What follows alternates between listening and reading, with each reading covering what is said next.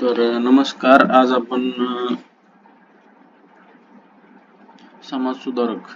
समाजसुधारकांबद्दल जे points question मध्ये विचारले जाऊ शकतात पेपरमध्ये, ते पॉइंट्स काही डायरेक्ट पॉइंट्स सांगणार आहे मी तुम्हाला, जे एक्झाम पॉइंट ऑफ व्ह्यू महत्त्वाचे, जे तुमचं म्हणजे ज्यांचं समाजसुधारक पूर्णपणे वाचून झालेलं नाही त्यांना एवढे पॉइंट्स जरी बघितले हे की तरी त्यातला एक दोन क्वेश्चन त्यांना एक्झाम मध्ये मिळून जाईल. तर सुरुवात आपण राजा राममोहन रॉय पासून करू.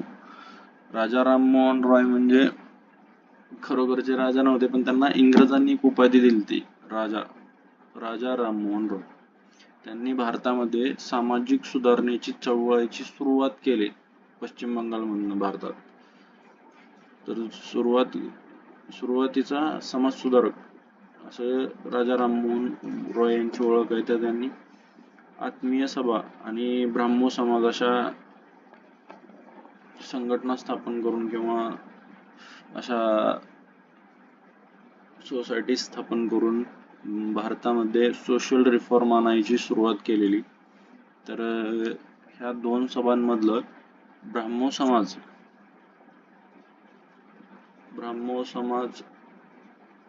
1828 बंगाल हा पॉइंट महत्वाचा आहे. हा पॉइंट भरपूरदा क्वेश्चन हा एक्झाम मध्ये आलेला आहे की ब्राह्मो समाजाची स्थापना कोणी केली आणि केव्हा केली. तर ब्राह्मो समाजाची स्थापना राजा राममोहन रॉय यांनी 1828 मध्ये बंगाल येथे केली. तसेच राजा राममोहन रॉय यांनी हिंदू कॉलेजची स्थापना कोलकाता येथे केली आणि संवाद कौमुदी या वृत्तपत्रातून त्यांनी आपले विचार जाहीर केले जगासमोर. यातला हा पॉइंट खास महत्वाचा आहे, तो तुम्ही नोट करून ठेवा. हा तर क्वेश्चन राजा राममोहन रॉय वर क्वेश्चन विचारला तर ब्राह्मो समाजाबद्दल कंपल्सरी विचारलंच जातं. त्यानंतर जगन्नाथ शंकर शेट.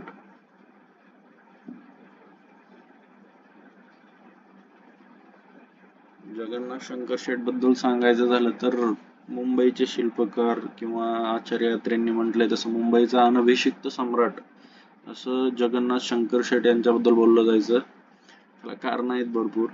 कारण जगन्नाथ शंकर शेट यांनी मुंबईच्या डेव्हलपमेंटमध्ये सुरुवातीला जी सर्वात मोलाची मदत जी झाली ती जगन्नाथ शंकर शेट, जसं की सोशल असू द्या किंवा पॉलिटिकल असू द्या. जगन्नाथ शंकर शेट हे एका व्यापारी फॅमिलीतनं बिलॉंग करत होते किंवा एका व्यापारी फॅमिलीतनं होते. भरपूर श्रीमंत माणूस, पण सामाजिक सुधारणेकडे खास लक्ष असणार. सामाजिक असू द्या, शैक्षणिक असू द्या किंवा विकासासाठी एक तळमळ असलेला. त्यामुळं महाराष्ट्रासाठी जसं देशासाठी राजा राममोहन रॉयनी सुरुवात केली तशी महाराष्ट्रातली सुरुवात खरं म्हणायचं झालं तर जगन्नाथ शंकर शेट यांच्यापासूनच झालेली. त्यांनी एल्फिस्टन कॉलेज मुंबईचं आणि एल्फिस्टन कॉलेज युनिव्हर्सिटी याच्या फाउंडर मेंबर्स मध्ये जगन्नाथ शंकर शेट यांचं नाव येतं. तसेच जे ग्रेटर इंडिया रेल्वे ऑथॉरिटी त्यावेळेसची किंवा भारतात सर्वप्रथम रेल्वे जी मुंबईतनं धावली त्यांच्या बॉडीमध्ये पण जगन्नाथ शंकर शेट होते तिथे मेंबर्स वर. नंतर मुंबईच्या विकासासाठी मोलाचा हातभार असणारे जगन्नाथ शंकर शेट. त्यांच्याबद्दल महत्वाचा विचारला जाणारा क्वेश्चन म्हणजे आचार्य अत्रे यांनी त्यांच्याबद्दलचे काढलेले उद्गार म्हणजे मुंबईचा अनभिषिक्त सम्राट असे कोणाला म्हटलं जातं तर जगन्नाथ शंकर शेट यांना म्हटलं जातं. त्यानंतर दादोबा पांडुरंग तरखडकर. दादोबा पांडुरंग तरखडकर हे एक सोशल रिफॉर्मर म्हणा, तसेच त्यांना व्याकरणकार सुद्धा म्हणू शकतो आपण, कारण त्यांनी महाराष्ट्र भाषेचे व्याकरण हा ग्रंथ लिहिलेला ज्यावेळेस म्हणजे मराठीचं असं स्पेसिफिक असं व्याकरण काही नव्हतं. तर दादोबा पांडुरंग तरखडकर यांनी एका मराठी भाषेला एका व्याकरणबद्ध किंवा एक व्याकरणाचं पुस्तक मराठी भाषेवर हा हे आमचं व्याकरण असं सुरुवातीला ज्यांनी सांगितलं ते दादोबा पांडुरंग तरखडकर. त्यामुळेच त्यांना मराठी भाषेचे पाणिनी असंही म्हटलं जातं. तर व्याकरणकारासोबतच त्यांनी सामाजिक चळवळीत पण भरपूर योगदान दिलेले आहे. त्यांनी मानव धर्म सभा, परमहंस सभा अशा सभा स्थापन केलेल्या आहे. तर मानव धर्म सभा ही त्यांनी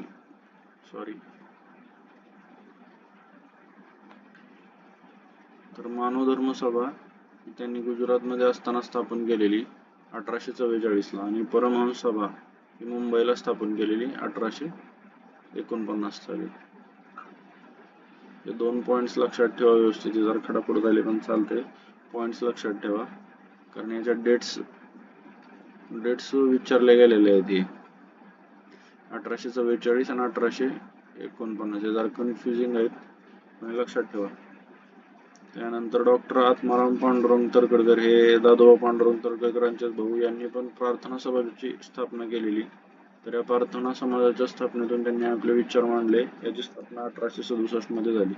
तर या प्रार्थना समाजाचं मुखपत्र होतं सुबोध पत्रिका. आणि यांना व्यासपीठ उपलब्ध करून दिलं तर ते इंदुप्रकाश.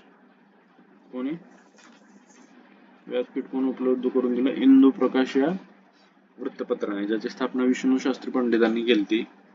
त्यानंतर आपण पाहू, हे पॉइंट जे लाल केले ते महत्वाचे ते डेट्स आणि त्यांनी समाज, हे क्वेश्चन विचारलेले आहेत पेपरमध्ये, तेच पॉइंट आउट करून देतो. डायरेक्ट जे क्वेश्चन विचारू शकतात किंवा जे क्वेश्चन पडलेले आहेत तेवढे. महात्मा ज्योतिबा फुले. ज्योतिराम बद्दल सर्वांना माहीतच आहे की स्त्री शिक्षणाचा वसा घेतलेले एक समाज सुधारक. त्यांनी आपलं आयुष्य शिक्षणासाठी घालवलेलं. तर ज्योतिबा फुलेंची तळमळ होती शिक्षणाबद्दल, स्त्री शिक्षणाबद्दल. म्हणजे ज्या काळात स्त्रीला शिक्षण घेण्यात परमिशन नव्हते, त्यावेळेस त्यांनी स्वतःच्या पत्नीला शिक्षण देऊन समाजातील इतर स्त्रियांनाही शिक्षित करण्यासाठी मुलींसाठी शाळा काढली. तर त्यांनी मुलींची पहिली शाळा पुण्यातील भिडेवाडा येथे 1848, हा क्वेश्चन विचारलेला आहे.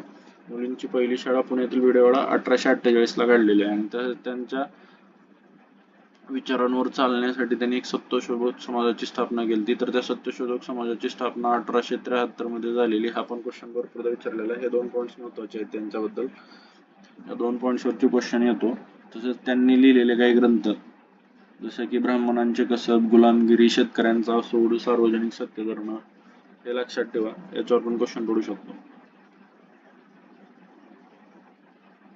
विठ्ठल रामजी शिंदे यांच्याबद्दल विचारला जाणारा हमखास प्रश्न म्हणजे त्यांनी स्थापन केलेली डिप्रेस्ड क्लास मिशन ही संस्था, त्याचं वर्ष 1906. डिप्रेस्ड क्लास मिशन 1906 म्हणजे दलितांसाठी स्थापन केलेली एक संस्था महर्षी विठ्ठल रामजी शिंदे यांनी. याच्यावरचा क्वेश्चन फिक्स पडतो, हा लक्षात ठेवा.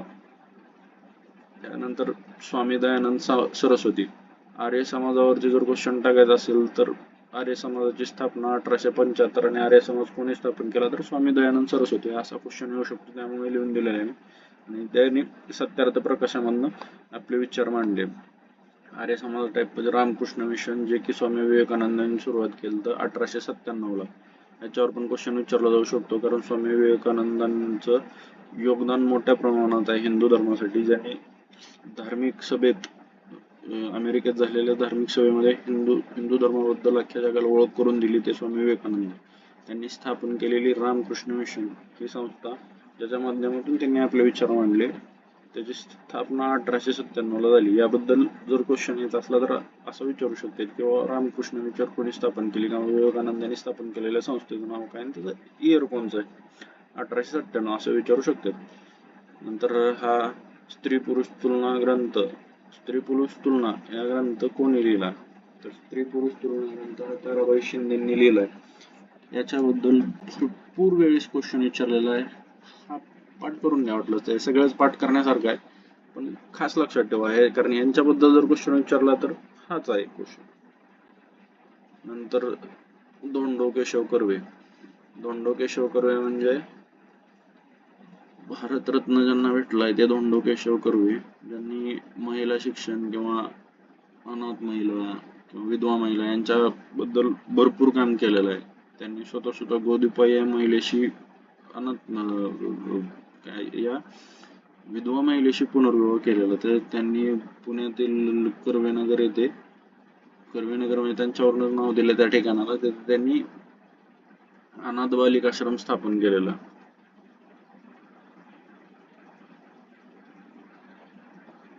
विधवा पुनर्विवाहास चालना देण्यासाठी त्यांनी गोदूबाई यांच्याशी पुनर्विवाह केलेला आणि त्यांना मुंबई विद्यापीठाकडनं LLD ही पदवी देण्यात आलेली आहे. मुंबई विद्यापीठाकडनं LLD पदवी देण्यात, त्यांना भारतरत्न पुरस्कार पण आहे.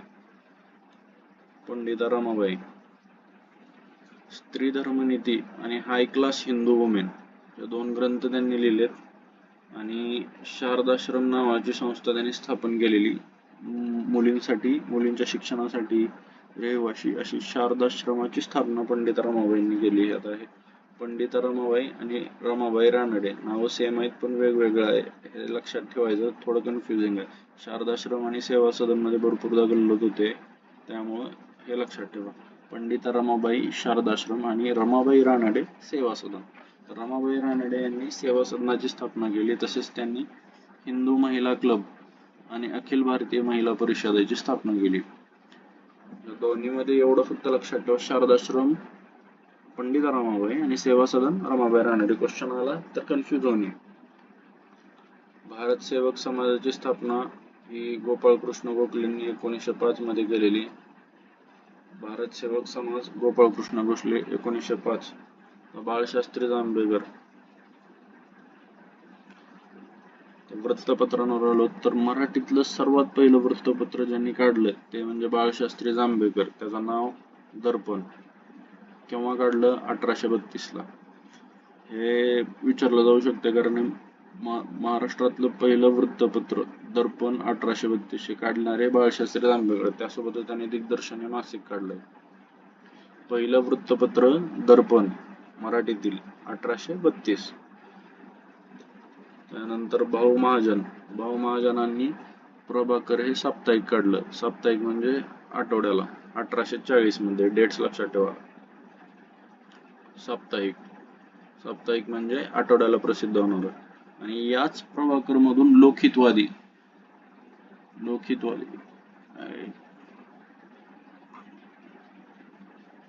याच प्रभाकर मधून लोकहितवादींनी शतपत्रे लिहिली. शतपत्रे म्हणजे त्यांचे शतपत्रांच्या माध्यमातून लोकहितवादींनी प्रभाकर मध्ये आपले विचार मांडले. लोकहितवादी कोणाला म्हणायचे तर गोपाळ हरी देशमुख यांनाच लोकहितवादी म्हणायचे. तर भाऊ महाजन यांनी स्थापन केलेल्या प्रभाकर मधनं लोकहितवादींनी छत्रपती लिहिली. हे आता हे 2-3 पॉइंट्स महत्वाचे, याच्यावर कसाही क्वेश्चन पडू शकतो. त्यानंतर विष्णू शास्त्री चिपळूणकर. तर चिपळूणकरांनी लिहिलंय निबंधमाला हे मासिक. कोणतं मासिक? महिन्याला प्रसिद्ध होणारं मासिक. निबंधमाला कोण लिहिलं तर विष्णू शास्त्री चिपळूणकरांनी लिहिलं. आणि इंदू प्रकाश कोण लिहिलं तर विष्णू शास्त्री पंडितांनी लिहिलं. या इंदू प्रकाश मधनं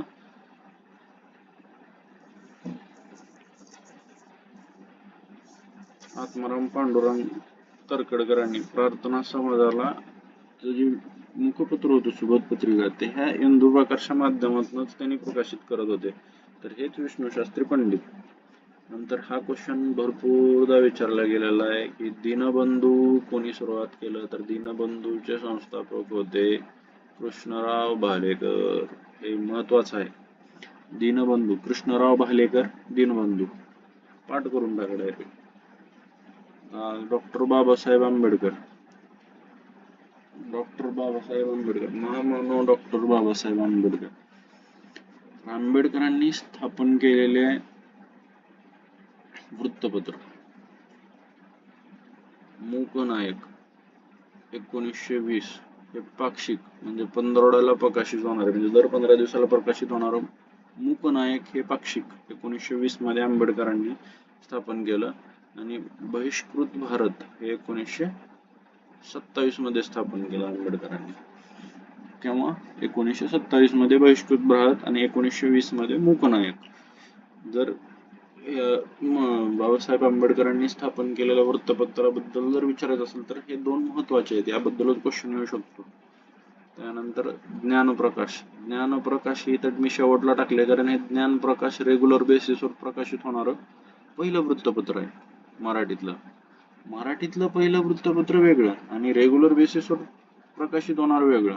मराठीतलं पहिलं वृत्तपत्र दर्पण आणि रेग्युलर बेसिसवर म्हणजे दैनिक प्रकाशित होणारं ज्ञानप्रकाश वेगळं. तर ज्ञानप्रकाशची स्थापना केली ती कृष्णाजी त्र्यंबक रानडे यांनी केव्हा 1849. आणि दर्पणची स्थापना मगाशीच मी सांगितलं, दर्पणची स्थापना बाळशास्त्री जांभेकरांनी 1832 दर्पण. 2 पॉइंट लक्षात ठेवा.